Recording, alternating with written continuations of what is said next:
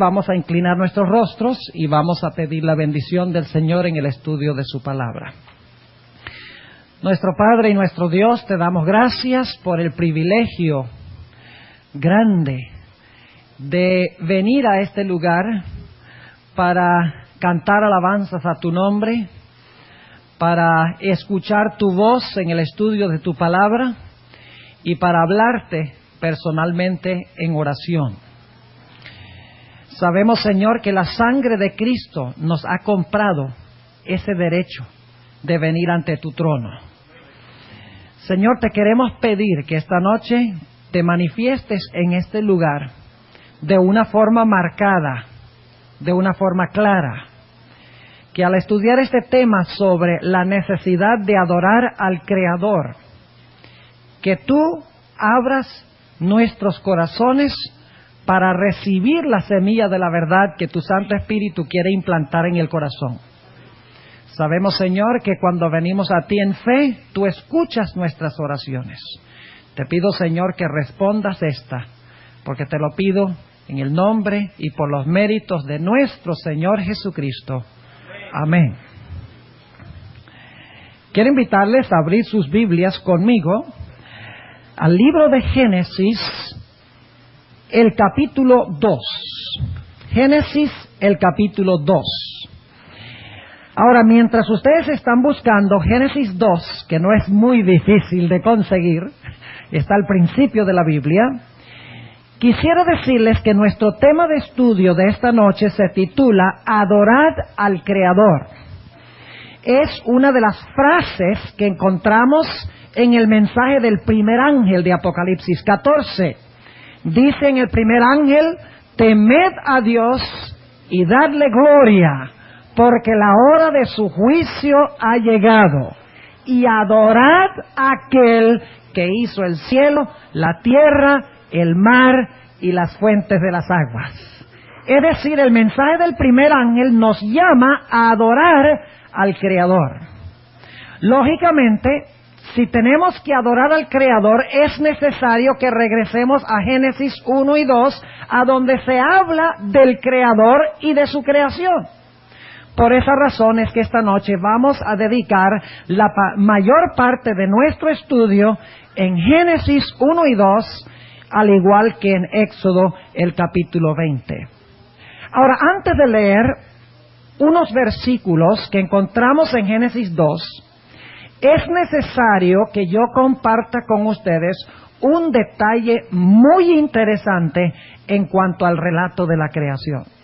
Posiblemente ustedes se han dado cuenta de este detalle, pero aunque se hayan dado cuenta, lo voy a recalcar porque es muy importante. Si ustedes leen con cuidado el relato de la creación en Génesis 1, van a descubrir que Adán y Eva no vieron a Dios crear absolutamente nada. Adán y Eva no presenciaron la creación que hizo Dios. El primer día, cuando Dios hizo la luz, Adán y Eva no habían aparecido en el panorama todavía. El segundo día, cuando Dios hizo la expansión, Adán y Eva no habían sido creados. El tercer día, cuando Dios hizo la tierra seca, los árboles, las plantas, las flores, Adán y Eva todavía no habían sido creados. El cuarto día, cuando Dios hizo el sol, la luna, las estrellas, los cuerpos celestes, Adán y Eva aún no habían aparecido en el panorama de la creación. El quinto día, cuando Dios hizo las aves y los peces, Adán y Eva todavía no habían sido creados tampoco. Y es más, el sexto día, cuando Dios hizo los animales terrestres, Adán y Eva tampoco habían sido creados. Y obviamente, Adán no vio su propia creación. De repente Adán apareció en el panorama cuando Dios lo hizo del polvo de la tierra, alentó en su nariz el soplo de vida, Adán abre sus ojos y allí está. Pero Adán no presenció su propia creación. Y lo que es más extraordinario es que Adán ni siquiera vio la creación de Eva, porque Dios lo durmió. Es decir, ni Adán ni Eva vieron con sus ojos, no fueron testigos oculares de la creación de Dios. Lo que esto quiere decir es que Adán y Eva no tenían ninguna prueba absoluta de que Dios era su creador. Para tener una prueba absoluta, ellos tienen que haber visto la creación con sus propios ojos, empíricamente. Pero nos dice Génesis que ellos no vieron a Dios crear nada. Ahora yo pregunto, ¿cuál era la única forma como Adán y Eva podían estar seguros de que Dios era su creador? Por fe en lo que Dios les dijo. Es decir, Dios le dijo a Adán y Eva, yo los creé a ustedes. Ustedes son mis criaturas. Ustedes salieron de mis manos. Yo soy el creador, ustedes son criaturas. Y Adán y Eva debían sencillamente creer por fe la palabra de Dios, de que Dios era el creador y ellos eran sus criaturas. Es decir, la única prueba, si podemos hablar de prueba, que Adán y Eva tenían de que Dios era el creador, no era porque lo vieron, sino porque Dios les dijo que Él era el creador y ellos debían creer la palabra de Dios.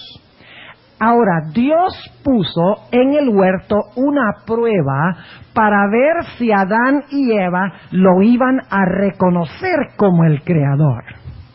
Era necesario colocar esa prueba para ver si Adán y Eva iban a confesar su fe en la idea de que Dios era el creador. Ellos, al pasar esa prueba, iban a estar indicando de que ellos creían que Dios era el creador y ellos eran sus criaturas. Es decir, la prueba que Dios puso en el huerto de Edén fue para probar a Adán y Eva para ver si ellos creían que Jehová era Dios y que Jehová era el creador. Ahora notemos algunos detalles en cuanto a esa prueba en Génesis el capítulo 2 y empezando en el versículo 15.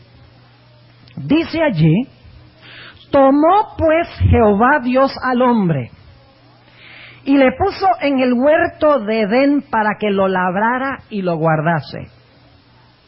Y ahora quiero que noten que Dios da un mandato positivo. Con respecto a la prueba que Dios va a dar, Dios da primero un mandato positivo. Y noten lo que dice en este mandato positivo. De todo árbol del huerto comerás. ¿Es ese un mandato positivo, sí o no? Claro que sí. Dios no empieza diciéndoles, no comas de este. Dios empieza diciendo, de todos los árboles del huerto comerás. Es decir, todos los árboles del huerto son para tu consumo personal, para tu consumo diario. Es decir, todos los árboles del huerto son para disfrutarlos tú. Un mandato positivo. Pero luego Dios da un mandato negativo. Noten nuevamente el versículo 16. Y mandó Jehová Dios al hombre diciendo, de todo árbol del huerto comerás. Más, recuerden esa palabrita, más del árbol de la ciencia del bien y del mal, no comerás de él, porque el día que de él comieres, ¿qué cosa? Morirás. Así que Dios le dice a Adán y Eva, todos los árboles del huerto son para su uso diario, para su uso personal, son para ustedes disfrutarlos, para usarlos para ustedes.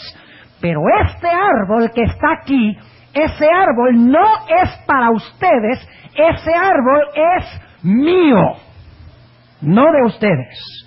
Y me respetan mi árbol, no es para consumo personal y diario de ustedes. Ahora yo pregunto, ¿a dónde se encontraba ese árbol en el huerto? ¿En qué posición en el huerto? Ustedes lo saben bien. Noten lo que dice en Génesis, el capítulo 3, Génesis el capítulo 3 y el versículo 3, cuando Eva está hablando con la serpiente, Eva le dice, mas del fruto del árbol que está, ¿dónde? En medio del huerto, dijo Dios, no comeréis de él, ni le tocaréis porque no muráis. ¿A dónde estaba la prueba en el huerto? En el centro o en el medio del huerto. Tenemos entonces el hecho de que Adán y Eva no vieron a Dios crear nada.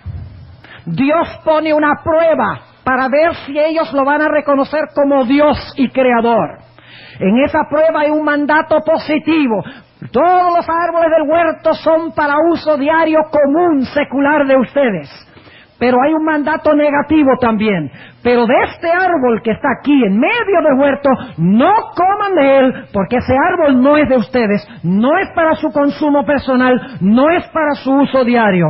Y la prueba se encontraba en medio del huerto o en el centro del huerto. Ahora yo pregunto, ¿quién fue el que escogió el árbol del cual no debían comer Adán y Eva? Dios le dijo a Adán y Eva, miren, ustedes ven todos los árboles que están en el huerto, miren qué bonitos. Ahora yo quiero que ustedes no coman de uno de esos árboles, escojan ustedes de cuál no quieren comer. ¿Ah? Con tal que ustedes no coman de uno, no hay ningún problema. Escojan ustedes cuál es el árbol que me quieren dedicar a mí y no vamos a tener problemas. Ustedes digan cuál. ¿Así fue? No, señor. El que escogió el árbol del cual no debían comer fue Dios. Dios escogió el árbol, apuntó al árbol y dijo, este arbolito que está aquí no es para ustedes, este arbolito está reservado para mí. Es decir, Dios no le dio la opción a ellos de escoger cuál árbol ofrecerle a Dios. Dios estableció cuál árbol debían ellos ofrecerle a Él. Ahora, es interesante notar que la sierva del Señor dice en el libro Historia de la Redención que ese árbol de la ciencia del bien y del mal se parecía a todos los demás árboles del huerto. No era más grande, no tenía fruto diferente, no tenía una aureola de luz que lo rodeaba. Si usted hubiera mirado en el huerto del Edén ese árbol, se hubiera parecido a los otros árboles que estaban en el huerto. Pero pregunto, ¿qué era lo que distinguía a ese árbol de los demás árboles? ¿Era su apariencia o era el hecho de que Dios había apartado ese árbol? No era su apariencia porque se parecía a todos los demás, sino que era el hecho de que Dios lo había apartado. Ahora yo quiero preguntarles, ¿cuántos de los árboles del huerto pertenecían a Dios? ¿Cuántos de los árboles del huerto pertenecían a Dios? ¿Cuántos dicen que todos? Levanten la mano. Todos los árboles pertenecían a Dios. Entonces, si todos los árboles pertenecían a Dios, todos los árboles eran iguales. ¿Ah? Si todos los árboles pertenecían a Dios, todos los árboles eran iguales.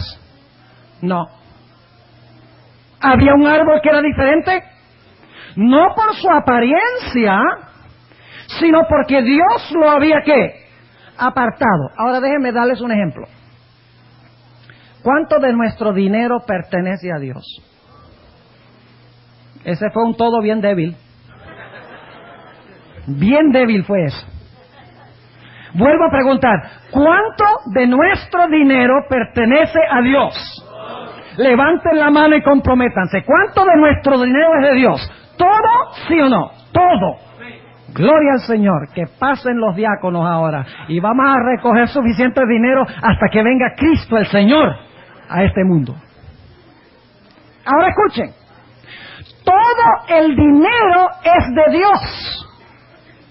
Pero el 10% es santo. Y está apartado. Yo pregunto, un billete de 1 que usted guarda para el diezmo y un billete de 1 que usted lleva para el mercado, ¿se parecen? ¿Sí o no? ¿Los dos dicen uno? ¿Los dos tienen a Washington? ¿Los dos pueden comprar la misma cantidad de mercancía? ¿Los dos son verdes? ¿Los dos se ponen en la cartera? Claro que sí.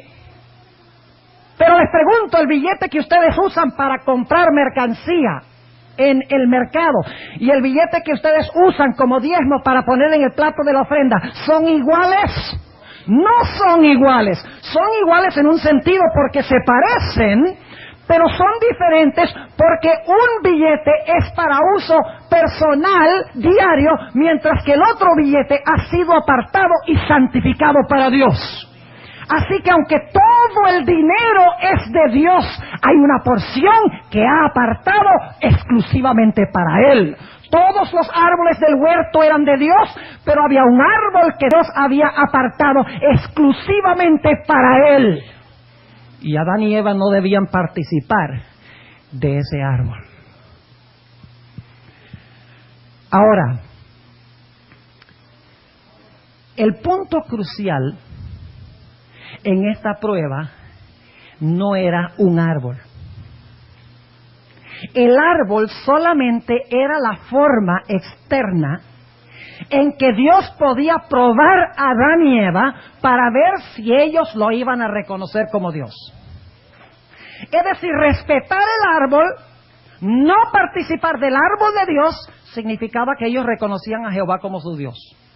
Respetar el árbol y dedicarlo a Dios y no para ellos, significaba que ellos reconocían que Dios era su ¿qué? Que Dios era su creador. Respetar el árbol significaba que respetaban a Dios. Y respetar el árbol significaban que estaban irrespetando a Dios y estaban negando de que Él era su Dios y que Él era su creador. Ahora yo pregunto, ¿cuánto del fruto del árbol de la ciencia y del bien y del mal pertenecía a Dios? ¿Cuánto del fruto? ¿Qué tal si Eva nada más se come una conchita o una cascarita, así, nada más le pone los dientes y le quita nada más un pedacito de una cascarita del fruto? ¿El principio sería el mismo? Claro que sí, porque 100% del árbol, 100% del fruto estaba reservado y dedicado ¿a quién? Dedicado a Dios. Yo quiero que ustedes recuerden eso. Ahora, noten lo que dice Génesis, el capítulo 3 y el versículo 4. ¿Ustedes creen que el diablo odiaba la señal del Creador? ¿Odiaba el diablo la señal del Creador? Claro que sí. ¿Odiaba al Creador? ¿Qué tenía él que hacer para que Adán y Eva deshonraran al Creador? Tenía que llevarlos a tomar lo que era de Dios y usar lo que para ellos. Tenía que llevarlos a tratar lo santo como si fuera ¿qué? Común para su uso diario. Es decir, Satanás odiaba la señal que exaltaba a Dios como el Creador. Y por eso él fue a parar en el árbol mismo que representaba la autoridad de Dios. ¿Y qué quiere convencer a Adán y Eva que hagan?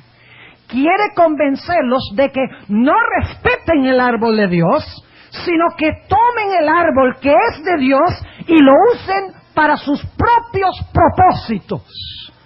En esto Satanás mostró que él odia a Dios y odia la señal que apunta hacia Dios como el Creador. Por si acaso alguno duda de que esta era la prueba, noten lo que dice en Génesis el capítulo 3 y el versículo 1. Vamos a leer todo el marco. Dice en el versículo 1: Empero la serpiente era astuta, más que todos los animales del campo que Jehová Dios había hecho, la cual dijo a la mujer: con que Dios os ha dicho, no comáis de todo árbol del huerto. Y la mujer respondió a la serpiente: del fruto de los árboles del huerto comemos, mas del fruto del árbol que está en medio del huerto, dijo Dios, no comeréis de él ni le tocaréis, porque no muráis. Entonces la serpiente dijo a la mujer, ¿qué cosa? No moriréis. Y ahora viene el versículo clave: mas sabe Dios que el día que comiereis de él, serán abiertos vuestros ojos y seréis como ¿qué? como dioses, sabiendo el bien y el mal. Ahora, reflexionemos sobre este versículo 5 unos momentos. No se distraigan, porque lo que voy a decir es muy importante. Cuando uno analiza con cuidado este versículo, uno descubre lo que Satanás le estaba diciendo en verdad a la mujer. Le está diciendo, mira, Dios les dijo a ustedes que si ustedes comen del árbol, ustedes van a morir, porque Él es el creador y ustedes son criaturas. Entonces, si ustedes comen del árbol, que Dios dice que es de Él, ustedes van a morir. Pero el diablo les dice, yo les voy a explicar que esa no es la razón por la cual Dios les dijo que se iban a morir.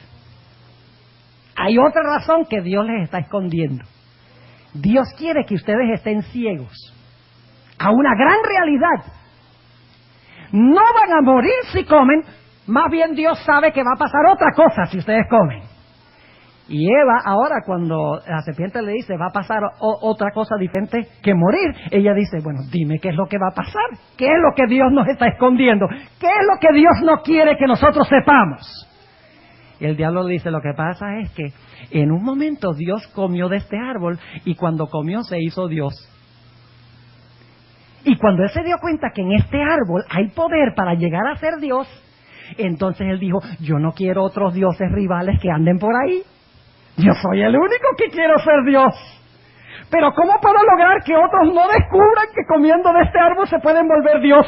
Dice, los voy a intimidar, les voy a decir que si comen de este árbol, en vez de llegar a ser como yo, lo que van a hacer es morir, y de esa manera no van a comer del árbol creyendo que van a morir, cuando en realidad si comen del árbol van a ser igual que yo.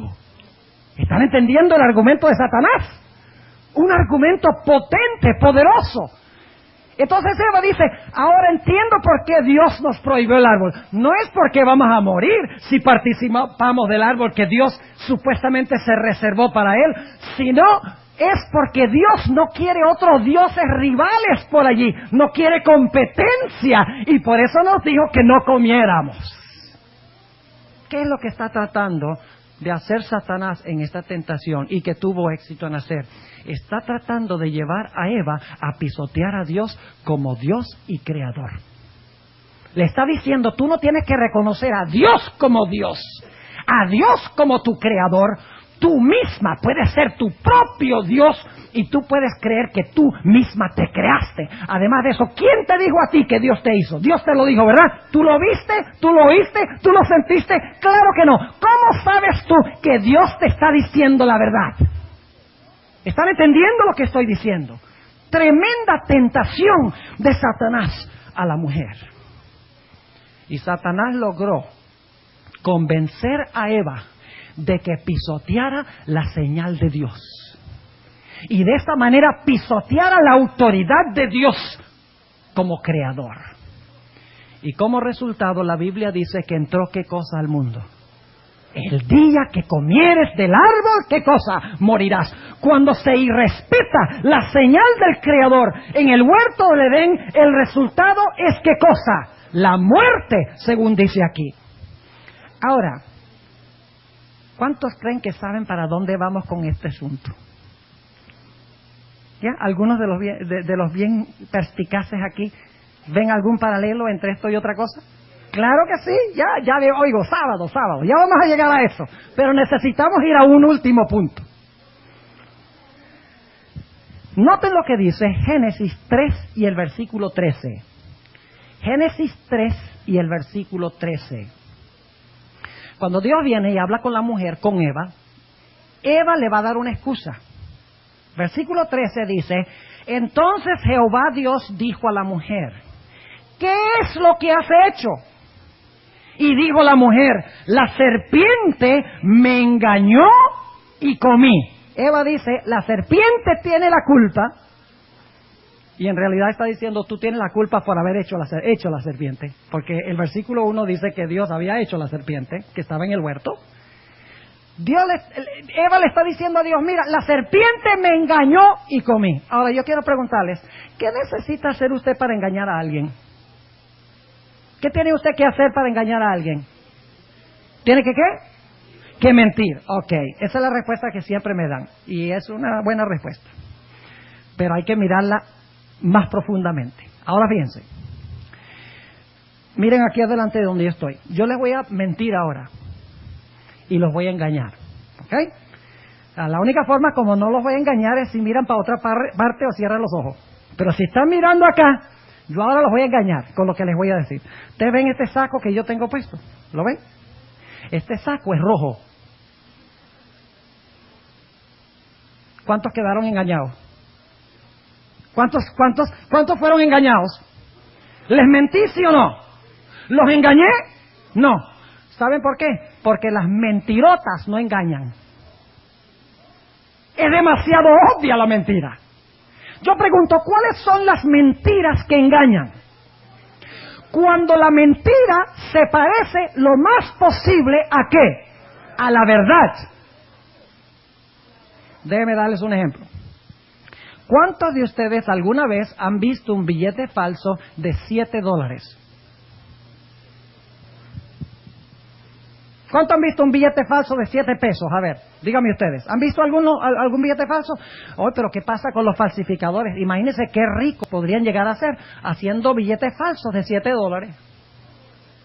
Yo pregunto, ¿por qué no hay un billete falso de $7? Porque no hay uno genuino. El genio de los falsificadores es falsificar lo que existe, ¿qué cosa? Genuino. Y hacer que lo falso se parezca lo más posible a la verdad. ¿Es así o no es así? Ahora yo quiero preguntarles, ¿qué viene primero? ¿Lo genuino y luego la falsificación? ¿O la falsificación y luego lo genuino? Ustedes saben que es primero lo genuino y después la falsificación. Eso es lógico. ¿O es que los falsificadores dicen, ve, hagamos un billete falso de $7 y el gobierno dice, buena idea, hagamos uno verdadero? Ustedes saben que no. Primero existe lo verdadero y luego viene ¿qué cosa? La falsificación. No olviden esto. Para todo lo que Dios tiene verdadero, Satanás tiene una falsificación que viene después. Y lo verdadero viene primero y la falsificación viene después. Y el genio del falsificador está en hacer que lo falso se parezca lo más posible a lo verdadero. Ahora hemos analizado este tema desde la perspectiva de Génesis. Vamos en estos momentos a Éxodo, el capítulo 20, para que veamos si Dios tiene hoy también una prueba para su pueblo, porque ya el árbol no está, ¿verdad? El árbol fue llevado al cielo antes del diluvio. El huerto del Edén fue llevado al cielo antes del diluvio. Ya no está en la tierra, así que la prueba ya no es un árbol. Pero yo pregunto, ¿tiene Dios hoy todavía una prueba para su pueblo, sí o no? Claro que sí. Ahora, yo quiero hacerles una pregunta y no me contesten rapidito. ¿Tenemos nosotros hoy una prueba más absoluta y grande de que Dios es el creador que lo que tenían Adán y Eva? ¿La gente hoy ha visto a Dios crear el mundo? ¿Lo oyeron? No. ¿Tenemos nosotros alguna prueba adicional que Adán y Eva no tenían? No. ¿Cómo sabe usted hoy que Dios es el creador? ¿Porque usted lo vio? ¿Porque usted lo escuchó? ¿Porque usted lo puede comprobar? No. La única forma absoluta en que usted puede saber hoy que Dios es el creador es porque Dios en su palabra dice que es el creador. Entonces pregunto, ¿nosotros tenemos la misma forma de saber que Dios es el creador que la forma que tenían Adán y Eva, sí o no? Claro que sí. No tenemos nosotros más prueba que ellos, porque nosotros no lo vimos y ellos tampoco. Así que como ellos debían creer porque Dios lo dijo, hoy nosotros debemos creer que Dios es el creador porque Dios lo dice. Ahora, ¿nos ha dado Dios una prueba en su palabra para ver si nosotros reconocemos al creador por fe? Claro que sí. Noten Éxodo 20, Y empezando en el versículo 8, ¿qué paralelo tan grande tiene la Biblia en este asunto? Dice en el versículo 8, acordarte has del día del reposo, dice en el hebreo, acordarte has del día del sábado. ¿Para qué? Para santificarlo. Y luego quiero que noten que hay un mandato ¿qué? Positivo. Dice, 6 días trabajarás y harás toda tu obra. ¿Cuántos días son para nuestro uso personal? Para nuestro uso diario, 6. Dios dice, como dijo, todos los árboles del huerto son tuyos. Dios dice, 6 días de la semana son tuyos. 6 días trabajarás y harás toda tu obra. 6 días son para tu uso personal e individual. Pero pregunto, ¿en el cuarto mandamiento luego hay un mandato negativo? ¿Restrictivo, sí o no? En lo que respecta a días. En Génesis había un mandato positivo con respecto a los árboles y luego un mandato negativo con respecto a un árbol. En Éxodo tenemos un mandato positivo con respecto a días y luego tenemos un mandato negativo con respecto a un día.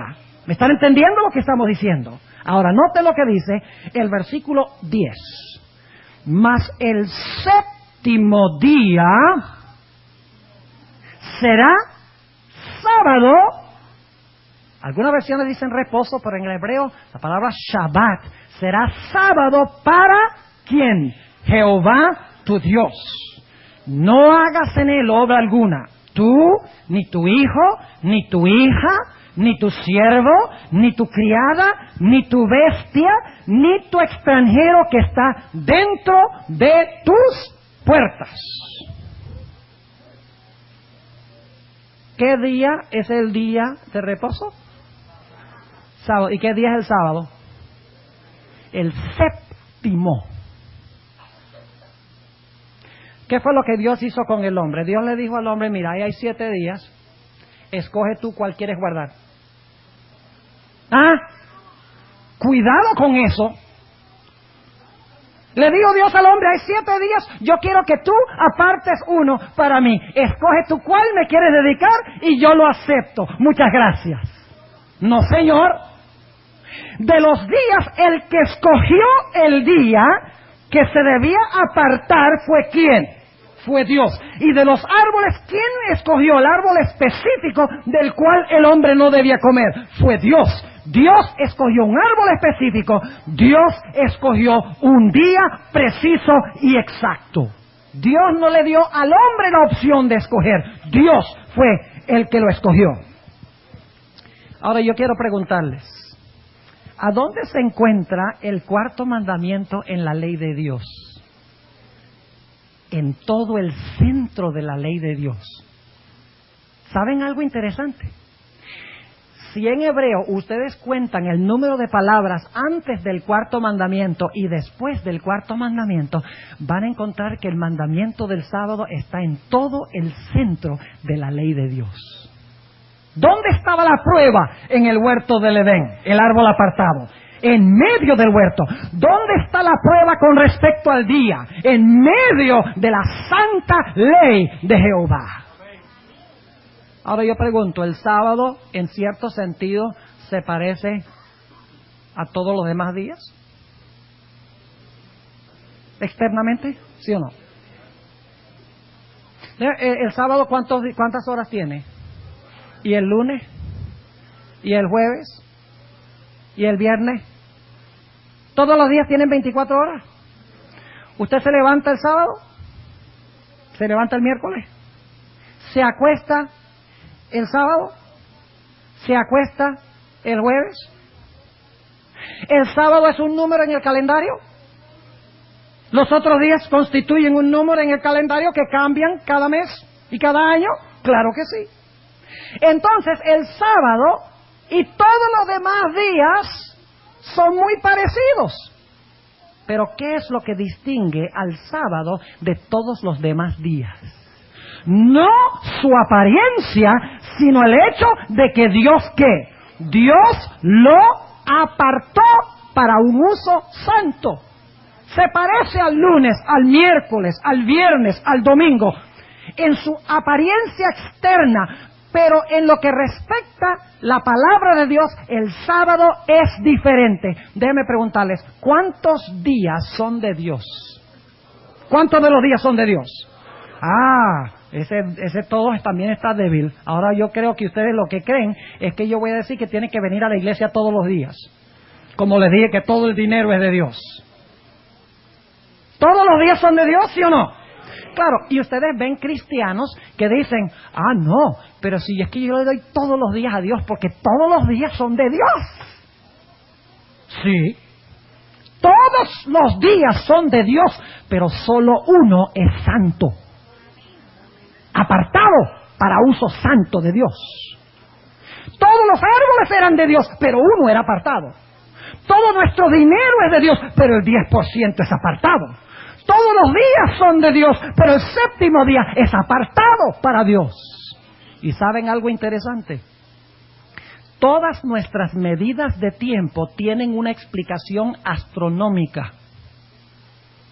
Es decir, relacionadas con cuerpos celestes. Por ejemplo, nuestro día de 24 horas es la cantidad de tiempo que toma nuestro planeta para dar una vuelta completa en su eje, que son 24 horas. Nuestro mes es el tiempo entre una luna nueva y otra. Técnicamente, bíblicamente, tiene que ver el mes con la posición de la luna. Nuestro año es la cantidad de tiempo que toma nuestra Tierra para dar una vuelta completa al Sol, que son 365 y un cuarto días. Por esa razón tenemos el año bisiesto, cada 4 años en febrero. Pero hay una medida de tiempo que no tiene ninguna explicación astronómica. El día se explica astronómicamente. El mes, el año se explican astronómicamente. Pero hay un día, hay una medida de tiempo que parece ser arbitraria, que no tiene razón de tener la medida de tiempo que tienen. ¿Y saben ustedes cuál medida de tiempo es esa? La semana. ¿Por qué una semana tiene 7 días? ¿Podría una semana tener 9? ¿Sin cambiar el ciclo del día? ¿24 horas? ¿Sin cambiar los meses? ¿Sin cambiar también el año? ¿Podría ser más larga o más corta la semana? Ningún problema. La semana podría tener 9 días, podría tener 5 días, podría tener 15 días, podría tener muchas diferentes medidas. ¿Por qué la semana tiene 7 días hoy por hoy? Porque en la creación Dios arbitrariamente hizo una semana de 7 días iguales que tienen la misma medida de tiempo, pero apartó el séptimo día como día de reposo. Ahora, algunas personas de otras iglesias me dicen, pastor, pero ¿cómo sabe usted que el sábado de hoy es el mismo sábado de la creación? Y entonces yo les digo, primer comentario, les digo, ¿cómo sabe usted que el domingo que usted guarda hoy es el mismo día que Cristo resucitó? Si el domingo es el mismo domingo, usted no tiene que ser un sabio Salomón, no necesita tener una inteligencia de 160 IQ para saber que si el domingo de hoy es el mismo domingo de la resurrección, el sábado de hoy es el mismo sábado en que descansó Cristo en el sepulcro. Pero alguno dice, pero pastor, ¿cómo sabe usted que el sábado que existió en los días de Cristo y que el domingo en los días de Cristo era el mismo sábado de la creación? Y yo le respondo que la Biblia dice que Cristo guardó el sábado, que ya hemos visto que los días de Cristo era el mismo sábado de hoy. Si Cristo guardó en sus días, en el Nuevo Testamento, el mismo sábado de hoy, ¿ustedes creen que Cristo, quien creó el sábado, se iba a equivocar y a guardar el día que no era? No. Si Cristo guardó el mismo sábado de hoy y era el creador, según la Biblia, entonces el sábado que Él guardó es el mismo sábado ¿de qué? De la creación. Ahora, yo quisiera que notemos por qué fue que Dios dio el sábado. ¿Por qué puso Dios el árbol en el huerto? ¿Recuerdan? Para probar a Adán y Eva, para ver si ellos iban a reconocer que Jehová era ¿qué? Su Dios y su Creador. Yo pregunto, ¿el sábado tiene el mismo motivo? Sí, Señor. Vamos a terminar de leer el cuarto mandamiento. Versículo 11 de Éxodo 20. Dice, ¿por qué? ¿Qué significa por qué? ¿Va a dar la razón, sí o no? Porque es que Dios dice, 6 días son para tu uso personal, 1 es apartado para mí, el séptimo, al igual que dijo, todos los árboles son para tu consumo personal, 1 es apartado del cual no puedes participar. ¿Por qué fue que Dios dijo eso con respecto al árbol y Dios dice eso con respecto al día? Aquí viene la explicación. Porque en 6 días hizo Jehová los cielos y la tierra, la mar y todas las cosas que en ellos hay, y reposó en el séptimo día. Por tanto Jehová bendijo el día del sábado y lo santificó. Santificó significa que lo apartó. ¿Por qué hizo Jesús el sábado? Para que nosotros al guardarlo reconociéramos que Él es, ¿qué cosa? Nuestro Creador.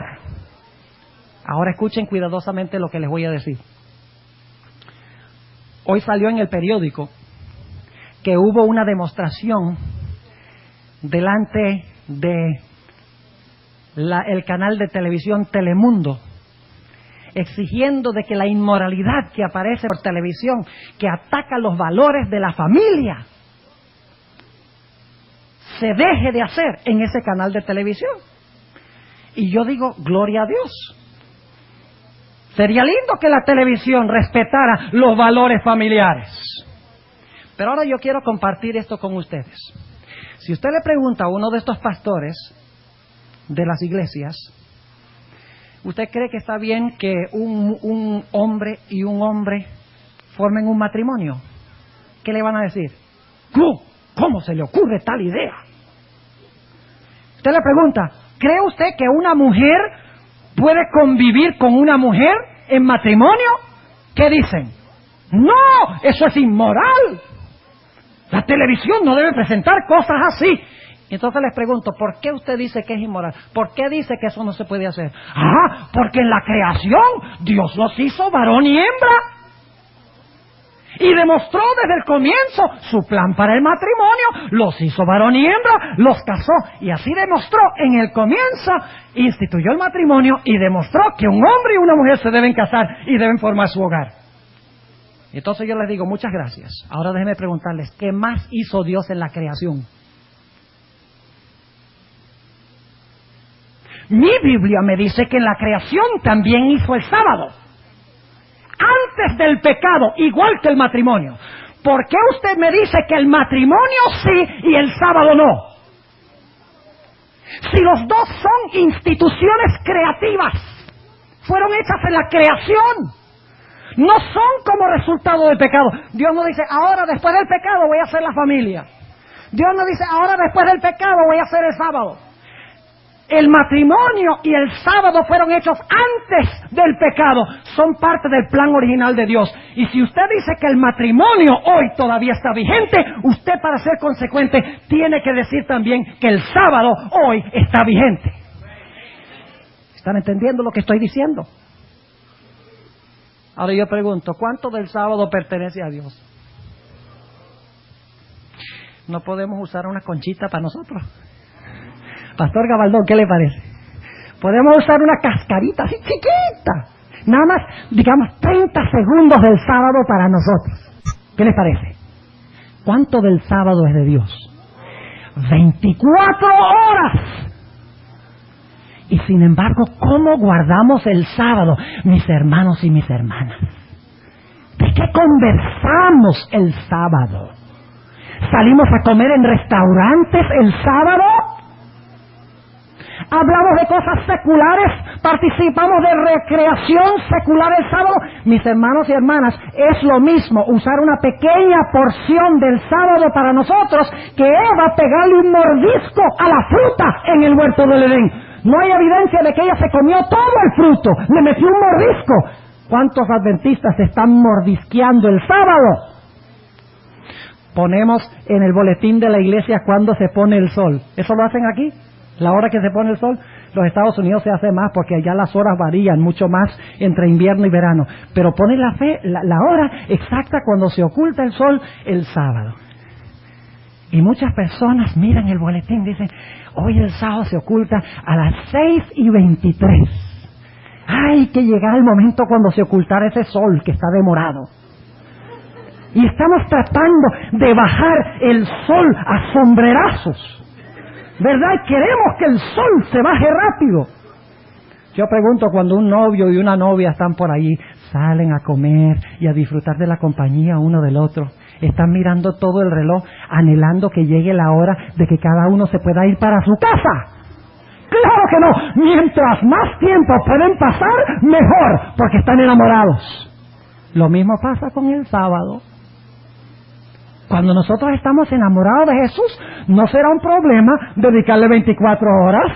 Antes vamos a decirle a Jesús, cuando se esté acabando el sábado, ¡ay, Señor, ya se está acabando nuestra cita! ¿Te quedas un ratico más, por favor? Por eso la hermana White dice que debemos cuidar los bordes del sábado, las orillas del sábado. No debemos estar, bueno, el sol se pone a las 6:23 y hay un programa de televisión, un partido de fútbol que me lo quiero ver y va a estar por la mitad y estamos mirando el reloj, 6:22 y 30 segundos, 29, 28, 27, 26, 25. Cuando llega, ¡ah!, televisión prendido. Eso no es guardar el sábado. Eso es ser legalista como los fariseos. El sábado significa comunión con Jesús. ¿Y saben ustedes cuál es uno de los grandes problemas del mundo cristiano? Ellos creen que el sábado de los fariseos es el sábado de Cristo. El sábado de los fariseos es un falso sábado. Porque es un sábado lleno de tradiciones que ellos inventaron. Pero lo que pasa es que cuando los cristianos hoy miran el sábado, ven el sábado de los fariseos y creen que el sábado es un yugo de servidumbre, creen que ese es el sábado bíblico. Jesús vino a libertar el sábado de las falsas tradiciones de los fariseos, no a clavar el sábado en la cruz. Cristo vino a redimir el matrimonio de la tergiversación de los fariseos. Por esa razón, cuando vinieron y dijeron, ¿puede el hombre divorciarse por cualquier causa de su mujer? Jesús dice, por la dureza de su corazón, Moisés les permitió hacer eso, pero al principio no fue así. Jesús dice, restauremos el matrimonio a lo que era al comienzo, no en la forma torcida como ustedes lo tienen. De la misma manera Jesús vino a redimir el sábado, a libertar el sábado de las falsas tradiciones de los fariseos, pero no vino a deshacerse del sábado, sino a hacer el sábado glorioso como un día de comunión entre Él y su pueblo, mis hermanos y hermanas. ¿Ustedes creen que Satanás odia el sábado? ¿Por qué odia Satanás el sábado? Porque el sábado nos recuerda que Jehová es nuestro Dios, que Jehová es nuestro creador, ¿sí o no? Y Satanás sabe que si nosotros puede llevarnos a nosotros a pisotear la señal, lo vamos a olvidar a Dios. Por esa razón Satanás ha atacado, como atacó el árbol y le dijo a Eva, come del árbol, que esa restricción, tú no vas a morir, sino que tú vas a ser tu propio Dios. Le dice hoy al mundo cristiano, no te preocupes por guardar ese día sábado. Todos los días son tuyos, todos los días son de Dios, con tal que le dediques unos minutos a Dios. Está bien cada día.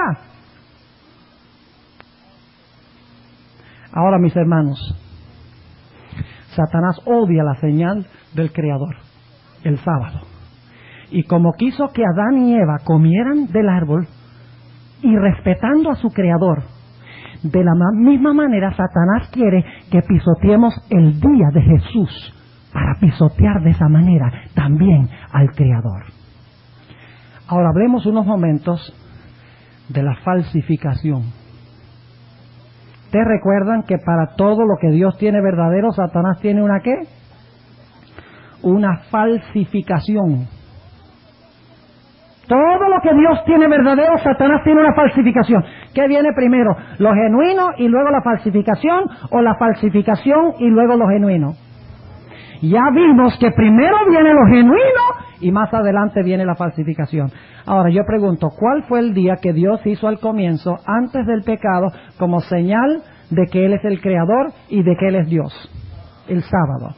¿Creen ustedes que más adelante en la historia Satanás va a implementar también un día que parece honrar al Creador, que parece honrar a Dios, pero que en realidad lleva al hombre a pisotear la señal de Dios? ¿Sí o no?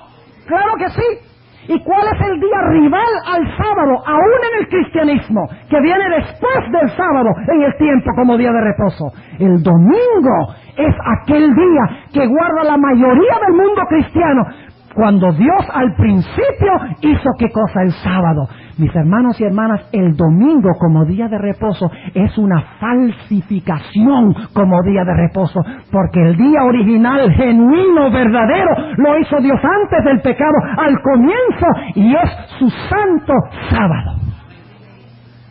Alguna persona todavía estará pensando y diciendo, Pastor Bor, pero ¿qué importa? Un día, otro día, todos los días son iguales.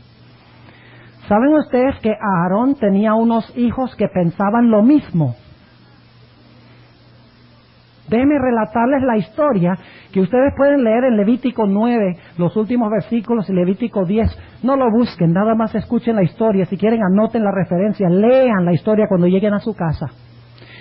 En los últimos versículos de Levítico 9, Dios le dijo a los sacerdotes que cuando ellos entraban al santuario, ellos debían tomar fuego del altar del sacrificio en el atrio del santuario, porque ese era fuego santo que él había llovido del cielo. Es decir, cualquier fuego que ellos metieran en el incensario para llevarlo ante el altar de oro, para mezclar el incienso con el fuego, debía venir de ese altar, porque ese era fuego santo que Dios había llovido sobre el altar desde el cielo. Pero la Biblia dice que los hijos de Aarón, Nadab y Abiú, estaban bajo la influencia del vino. En Apocalipsis no hay nada sobre gente bajo influencia del vino. ¿Ah, sí? Dice que Babilonia le da ¿qué cosa? El vino del furor de su fornicación. ¿A quiénes? A las naciones. Y las emborracha espiritualmente. El vino son falsas doctrinas. Y dice allí que Nadab y Abiú, sacerdotes de Dios que profesaban ser líderes espirituales de Israel. Esto es una apostasía interna. Esto no está pasando entre los filisteos o entre los babilonios, los asirios, los egipcios. Está pasando entre los mismos sacerdotes líderes de Israel. Están bajo la influencia del vino. Y dice la Biblia que ellos, en vez de tomar el fuego santo que Dios había llovido del cielo, tomaron otro fuego, fuego extraño. Otro fuego que no era el santo. Podríamos llamarlo fuego común, fuego secular, fuego para usarlo con propósito para cocinar y para calentar su tienda o lo que sea. Pero no era fuego común, no era fuego santo. Y dice la Biblia que Nadab y Abiú metieron ese fuego común en el incensario y lo trataron como si fuera santo.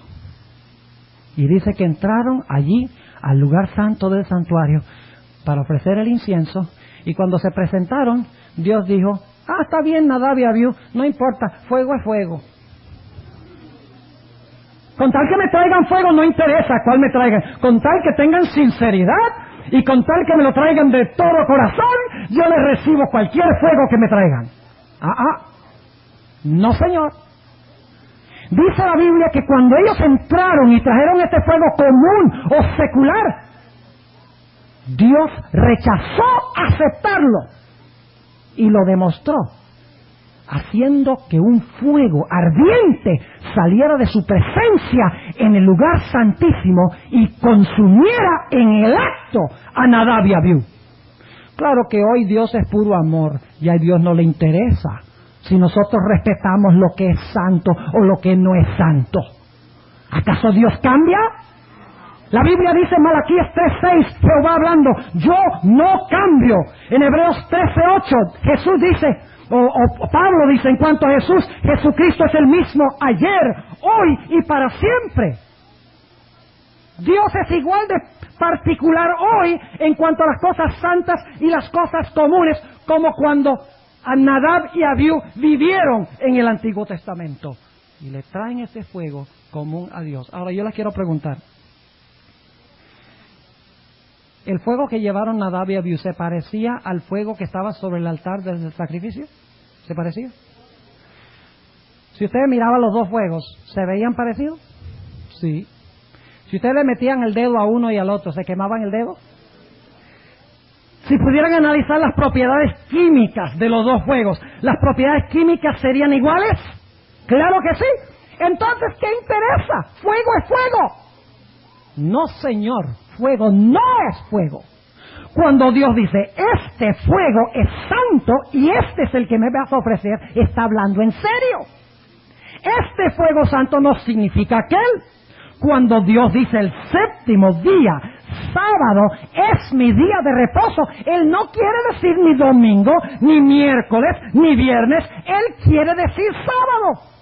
Y cuando usted le ofrece un día que Él no estableció como su día de reposo, usted le está ofreciendo a Él un día extraño, un día común, secular, como si fuera santo. ¿Qué le hace a usted pensar que a Dios no le molesta eso? Cuando Nadab y Abiú tuvieron que morir por haber hecho lo mismo. El problema es que hoy en día el mundo cristiano está emborrachado con el vino de Babilonia. Falsas doctrinas. La segunda parte de este tema lo vamos a analizar mañana en la noche.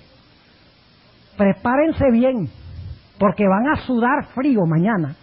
Si ustedes creen que el tema de hoy es fuerte, agárrense de la banca mañana, porque va a haber un terremoto espiritual en este lugar. Porque vamos a estudiar esto desde la perspectiva de Apocalipsis y vamos a encontrar que la gran prueba final en este mundo va a ser con respecto a 2 días, el sello de Dios y la marca de la bestia. Un día común que se le ofrece a Dios como santo, mientras que otros guardarán el día que Dios estableció, su santo sábado.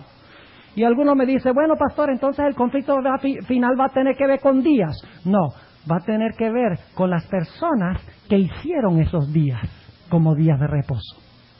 Porque cuando usted guarda el sábado, usted está reconociendo la autoridad de Dios. El día prueba su lealtad a Dios. El punto es lealtad. ¿A quién es leal usted? El sábado es solo la forma externa en que usted demuestra a quién es leal.